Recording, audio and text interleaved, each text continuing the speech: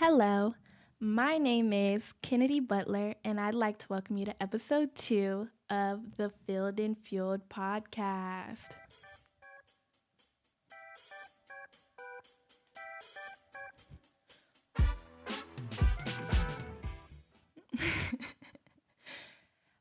If you don't know who I am a Christian woman who's given her life to Christ 4 years ago.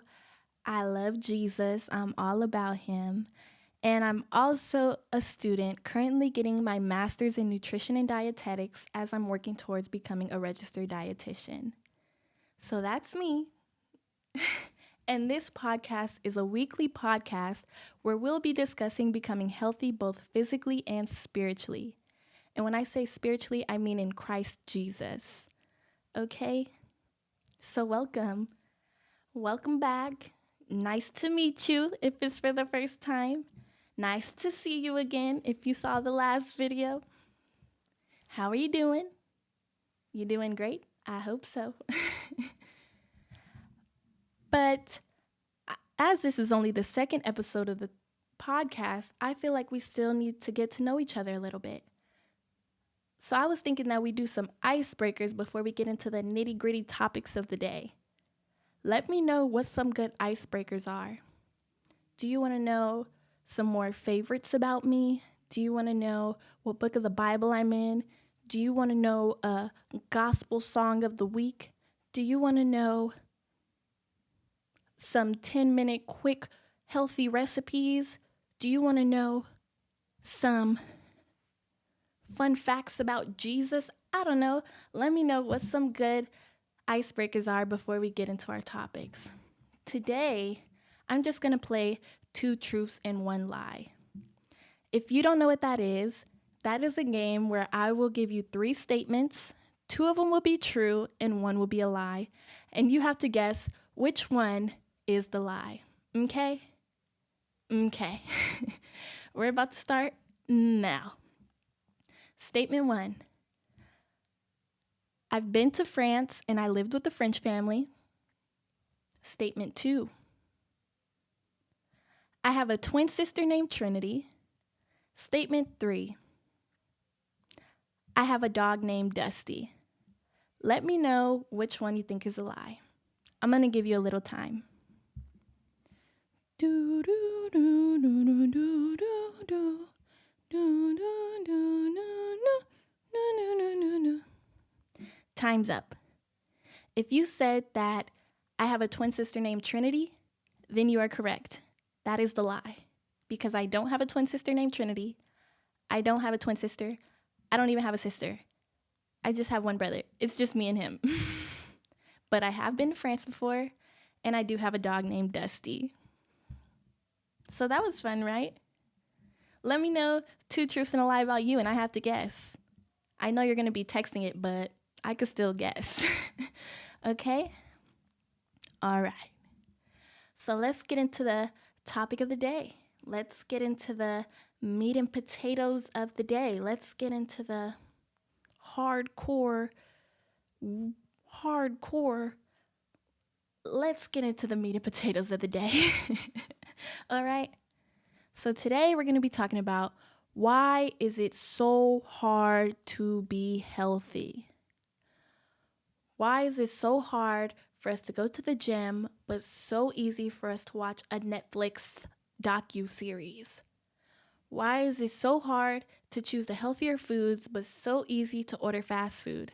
Why is it so hard to drink water, but so easy to gulp down a fruit punch Minute Maid carton of juice? Why is it so hard to pick up our Bibles and read, but so easy to scroll on social media all day? Let's get into it. Why is it so hard? Is it just hard because of the lack of discipline that people say? That they just don't have discipline and they don't have the drive and they don't have the will? Is it really just that simple? Or is there actually some more factors that plays a role into our health choices? What do you think? Well, since I've been learning, I've learned that there are a plethora of factors that plays a role in our food choices, in our health choices, and in our life choices. Okay? So let's get into them. But before we even get into the factors that may play a part in why it's so difficult to be healthy, let's just first start off with, what does health mean? What is health? I did a basic Google search, and it says that health is defined as the absence of disease, injury, or illness. That definition was okay, but I felt like we needed more. So I did some deep sea diving and found a definition that I liked. It says that health is defined as a state of complete physical, mental, and social well-being, not just merely the absence of disease. I cannot have a disease but be messed up in the head. I cannot have an injury, but I could be a vampire that's stuck in the house with the lights turned off and everything, and I have no social life and not talk to a single human being in weeks. That's not healthy. So the state of complete physical, mental, and social well-being.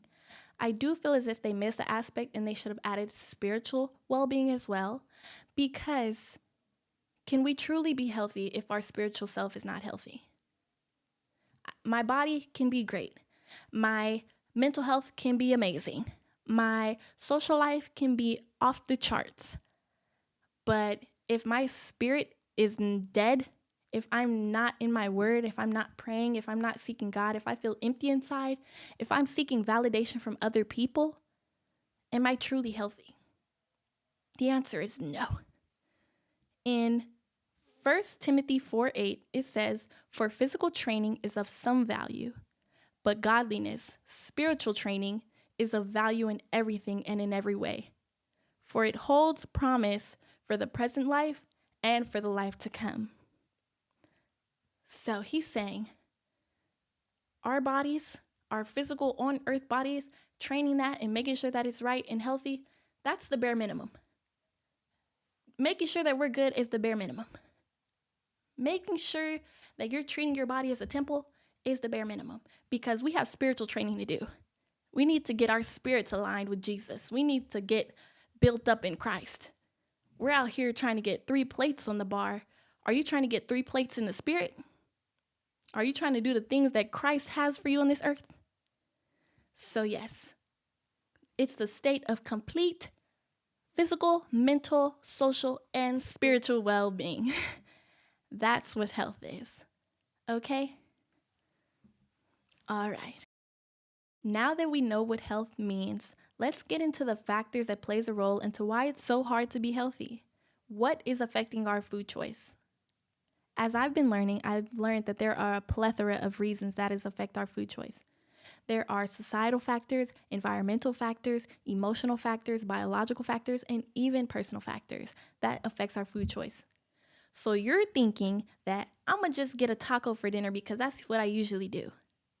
Not knowing that subconsciously in your brain, that there are 50 things going on that's actually affecting your food choice. So let's get into it.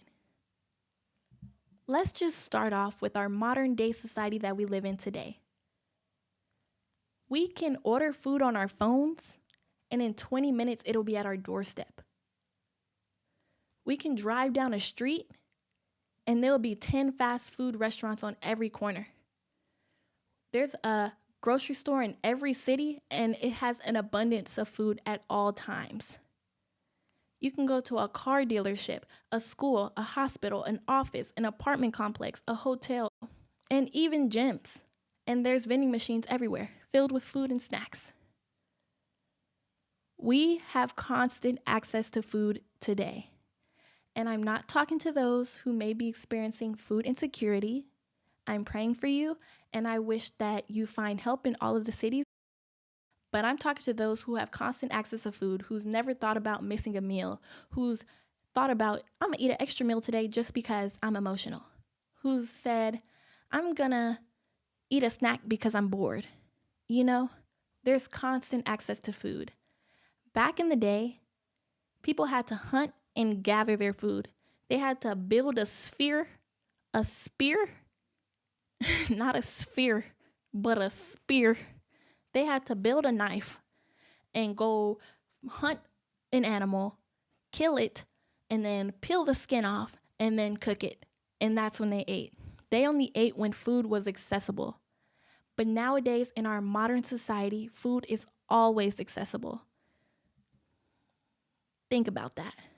Research has shown, although excessive weight gain is caused by genetic and sedentary lifestyles, the transformation of the food environment has undoubtedly contributed to the high, dangerous rates of obesity and unhealthy eating in today's society. So, everyone loves to blame the people, but they're saying that the actual environment that we are living in is a main factor of why it's becoming hard to be healthy. Crazy. Along with food being extremely accessible at all times, food companies are now constantly marketing the highly palatable foods. And what is a highly palatable food, you say? A highly palatable food are foods that are often processed and contains high levels of fats, sugars, simple carbs, and sodium. For example, potato chips, brownies, cookies, donuts, Pop-Tarts, all of the things that we love to grab as a snack in the grocery store. Those are highly palatable. It's easy for us to eat. We can just num num num on it all day, you know? The food companies are constantly marketing that. They are not marketing you to go pick an apple from an apple tree. They're saying, buy the new cookie and cream flavored Oreos. Oreos are already cookie and cream flavored. Do you get that? It's marketing. Food companies are spending billions of dollars to create and promote foods that make us want to eat more unhealthy foods. There are food scientists whose sole job is to create the next best snack. They're creating foods and snacks that has the next best crunch and the next best tackiness in our tooth and the next best residue on our finger and the next best sugar to salt ratio. That's their sole job, to make foods that are highly palatable and makes us want to desire it and eat it more. Okay? Yeah. Or have you thought about why the latest trends are always on the food packaging? Low fat, low carb, heart healthy, vegan, keto, 100% natural, high protein. Whatever the trend of the year is, that's what they're going to put on the food packaging. The food companies are able to put nearly whatever they want on the food packaging just for marketing purposes. They just can't lie in the ingredient section. So in the front, it can say heart healthy, but in the ingredients, it has 30 grams of sugar in the cereal. Are you catching my drift? Is this making sense? There's actually a study that says in Chile, they implemented food labeling and advertising laws stating that they must create a front of package warning label, restrict child-directed marketing, and ban sales in schools of all foods and beverages containing added sugar, sodium, or saturated fats that exceed the set nutrient and calorie threshold. So in other countries, they're saying you can't do that. But in America, they're saying do whatever you want. Get the money. They're preying on our weakness and using it against us. We are just money to them. They see dollar signs when they see children who loves Barney. They see dollar signs when the newest trend says high protein. They'll put high protein on a package of chicken because they know that a person will see the high protein and say, ooh, let me get that. Not knowing that chicken is already protein, you know? It's all about marketing. So with knowing that, why do we keep going back? Why do we keep going back to the snacks that aren't helping us? Why do we keep getting the 12 count of soda that we know has 150 million grams of sugar in it? Why do we keep going back? Well, research has shown that today's society is pleasure seeking. We expect to obtain pleasurable experiences fast and easily. We are used to hyper-palatable foods and other immediate gratification pleasures as often as we want. So if we want it, we're going to get it. We're in a society that says, do what you want, get what you want, live how you want, be happy. If cookies and donuts make you happy, do it. It makes you happy. Why not? Do what makes you happy. If you want it right now, get it. That's what we're living in.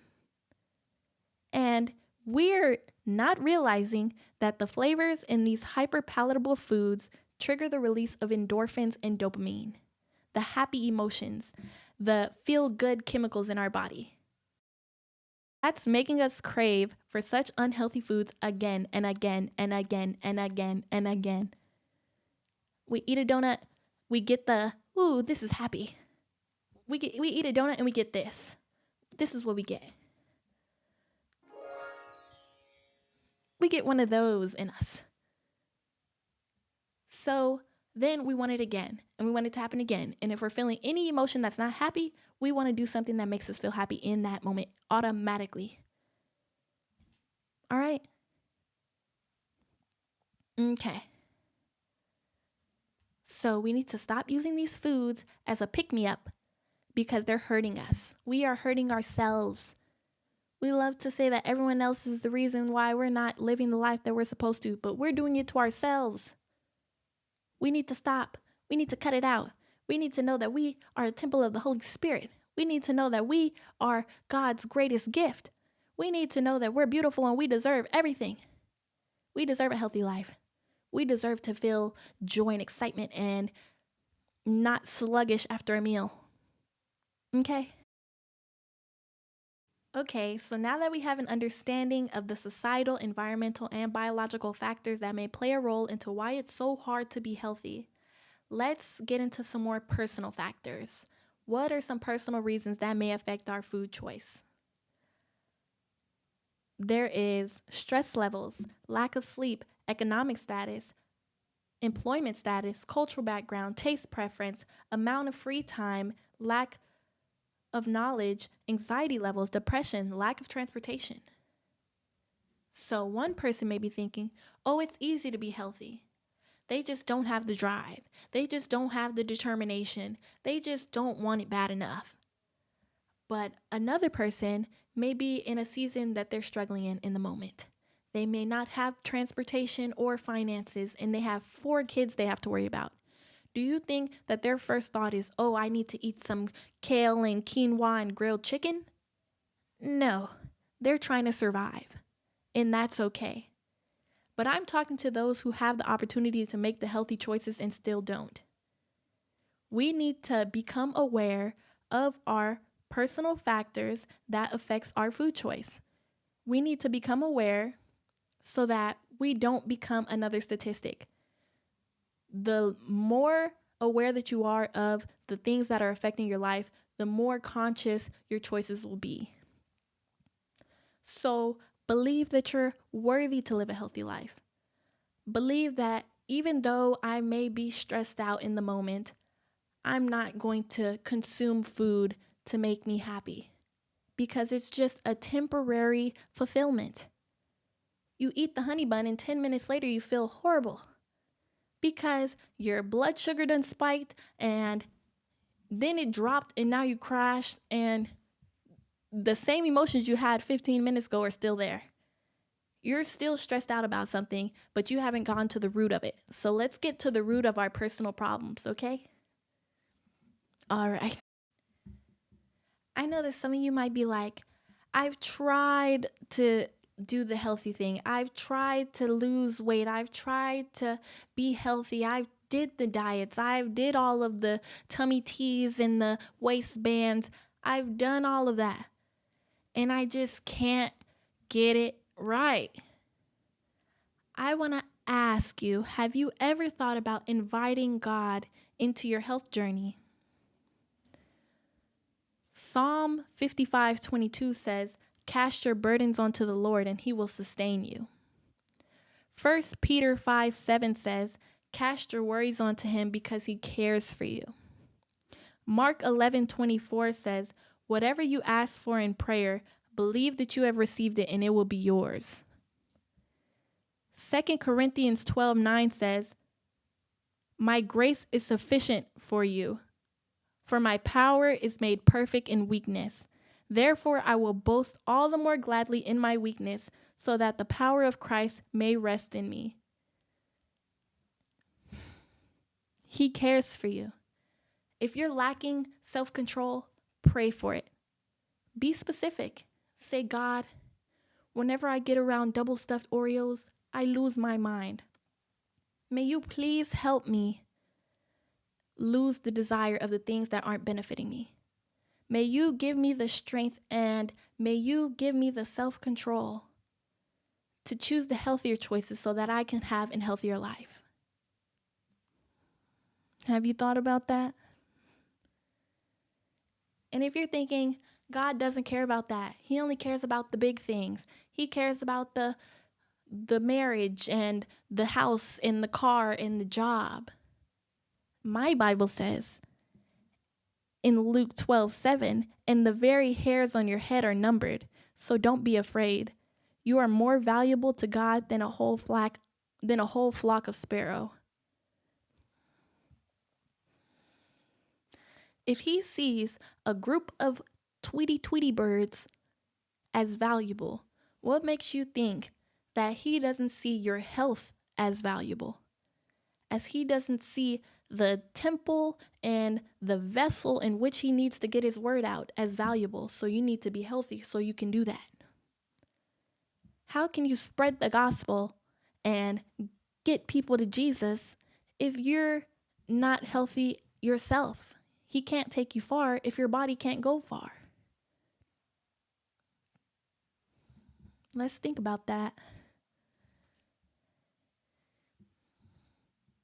He cares about you. He cares about your health. So don't think that you have to do it on your own, because you don't. He said he's with you. He said he cares for you. He said cast your burdens onto him, because he cares for you. He is a loving father. What loving father wouldn't want their child to be healthy? What loving father wouldn't help their children in an area that they're struggling in? Think about it. Think about it. Take a second. Ding! Boom, boom, boom, boom, boom. All right? So invite God into your health journey. Okay? All right. Now that we know that we can invite God into our health journey, let's talk about some more resolves into making our lives healthier just one step at a time.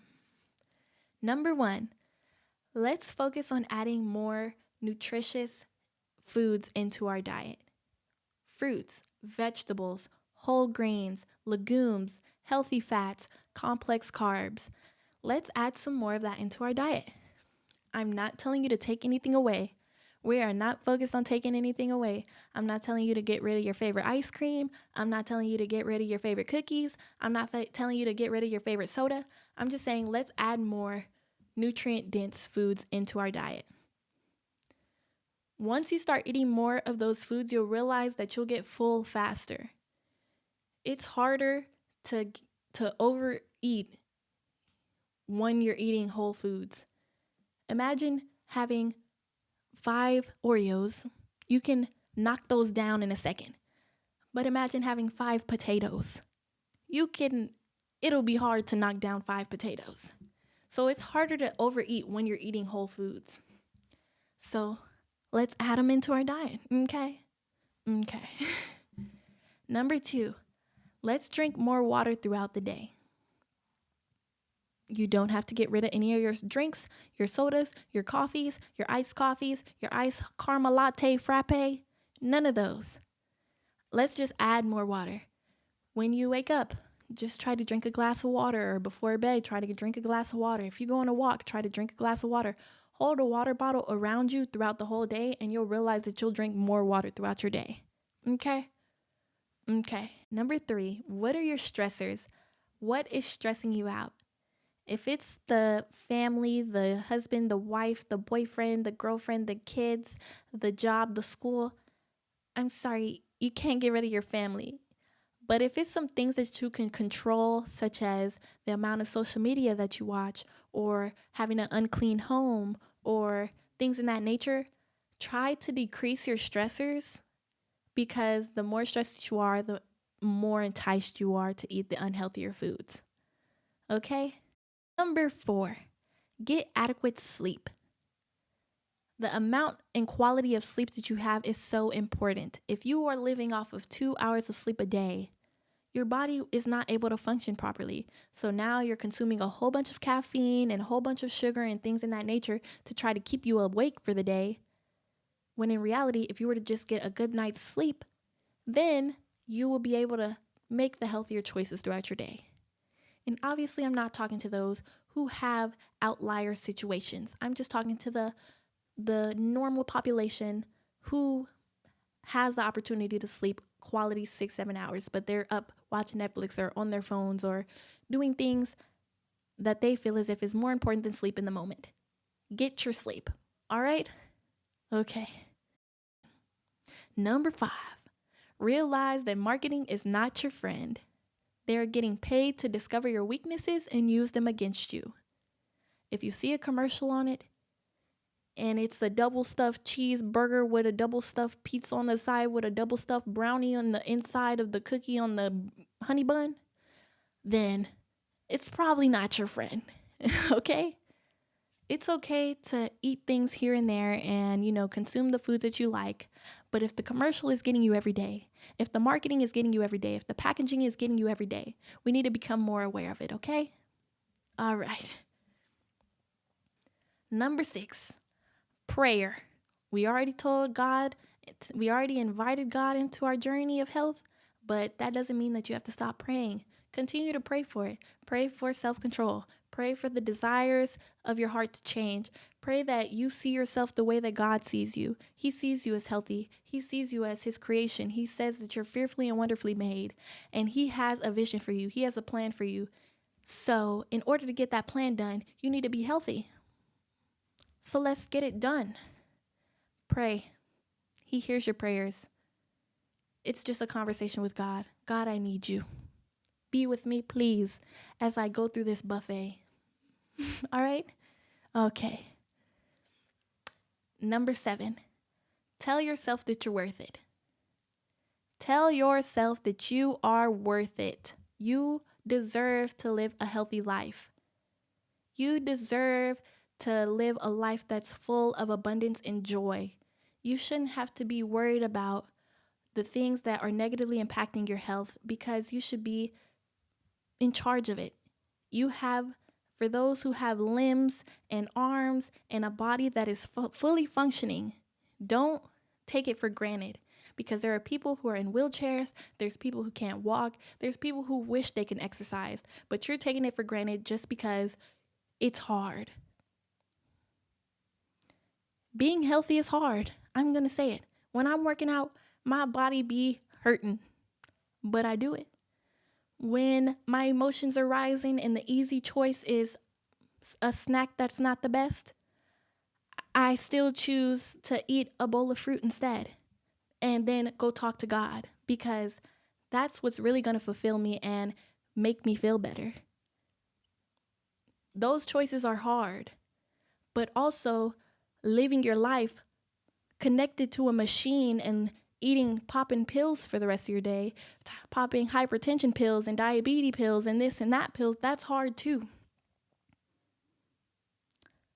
So choose your hard. It's hard to be healthy, but it's also hard to be unhealthy. Which one do you want?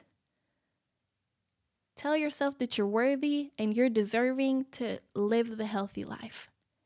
If you have the capability, if you have the opportunity to do so, why not do it? Choose your hard, okay? You're the best thing that you can invest into. You are worthy and deserving of it. And I believe in you, and I think that you can do it. And with the help of God, anything is possible. So let's get it done. Let's get healthy, y'all. All right. Okay. Well, that's it for today. I'm going to let you marinate on that, and then I'll see you next week. Thanks for listening. Bye.